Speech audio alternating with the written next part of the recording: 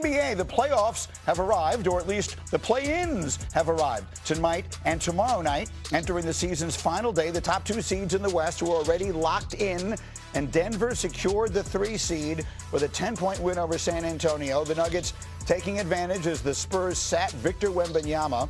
So Denver wins their 12th straight, 4th longest streak to end a regular season in NBA history. Here's an interesting note.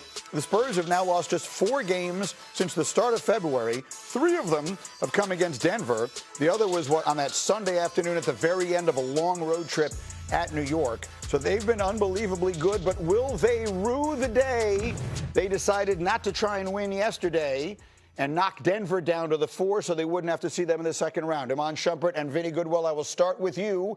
Is Denver a bad matchup for San Antonio? They've beaten them 3 times. I don't know if they're a bad matchup, but I think once you get to the second round of the playoffs, Greeny, you can't run from anybody. I do think that the 2 games that they lost most recently, close games on the road, the one game where Jokic hit the Sambor shuffle with the outstretched arms of Victor Wembanyama, that's on the road. That's in overtime. If you are afraid of a team because you lose a game by close margins on the road, then you're probably not. Look at this shot, man. There's nothing you can do about that. Right foot, right hand. Give me a shoulder, give me a little shimmy, give me a little bit of room. So, Shump, if I said to you the whole world has been talking about a San Antonio OKC conference final, and I said to you, you're not going to get to see it because Denver is going to beat San Antonio in round 2, what would you say back? I say it's must-see TV because though I see that Denver is in the running and I see that Denver matches up really well, I saw the couple of games they won. I still think that the Spurs have to see OKC. I think that it's one of them things where we're thinking maybe you don't want to see them. Let somebody else take care of that. But I think the competitor, and not only in Wemby, but in the Spurs organization, is saying, we're going to see them, and that's fine. We're going to find out about playoff experience, all right? You've been down these roads. You've won NBA championships. You know what it takes.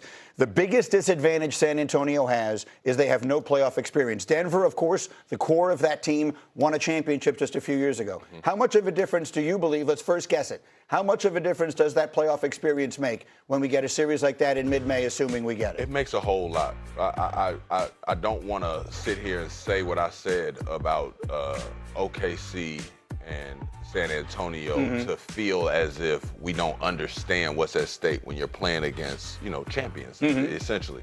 But I think the biggest thing that it comes down to is that man right there, Jokic.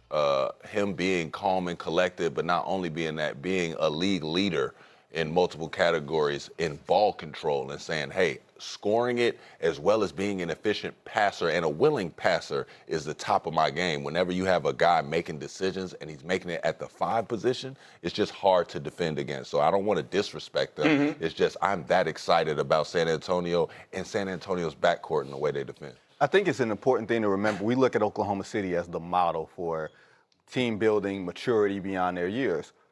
2 years ago, they were the #1 seed in the Western Conference, and they got knocked out in the second round by the Dallas Mavericks because they did not have playoff experience. And nobody viewed that as an upset. We looked at it as this team has to learn. Maybe San Antonio goes through the same thing this season. That's right. My dear friend Michael Wilbon, when I was hosting the NBA with him, said, you have to have your heart broken before you can win an NBA championship. Spurs haven't had their heart broken yet. They don't know what they don't know. The other piece of it is, Denver might be the only team that has the advantage over them at that position, to your point.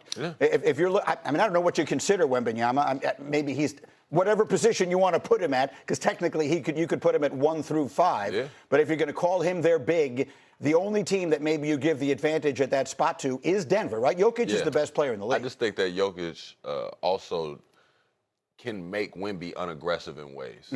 We saw that in their couple of matchups this year.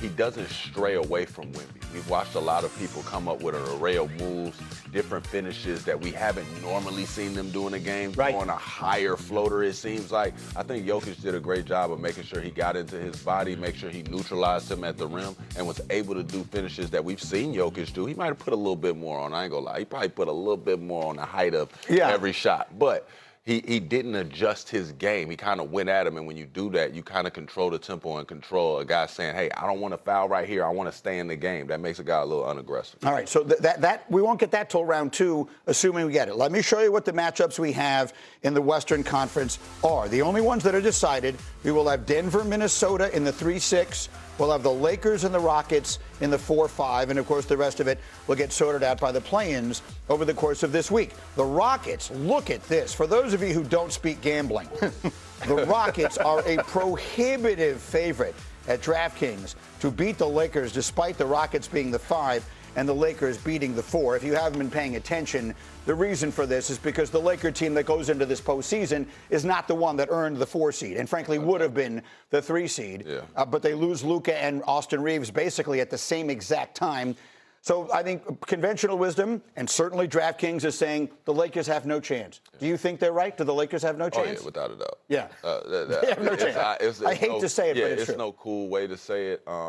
I don't think that we're going to be watching bad basketball the way everybody's been saying, though. They made it seem like it was going to be a tanking series type of thing, and I don't think it's going to be that. I think they got competitors over there, and I think that anytime you put one of our superstars in our league in a position down the stretch to say, hey, it can be a game, if you leave 5 minutes on the clock, I think LeBron James can make enough right decisions against whoever you're making decisions against to make it a good game. What do you think? I think appreciating LeBron and Kevin Durant in their last rodeo. This could very well be the last time we see these guys in a playoff series together. They were last playing in the 2018 NBA Finals. Right. Much younger men.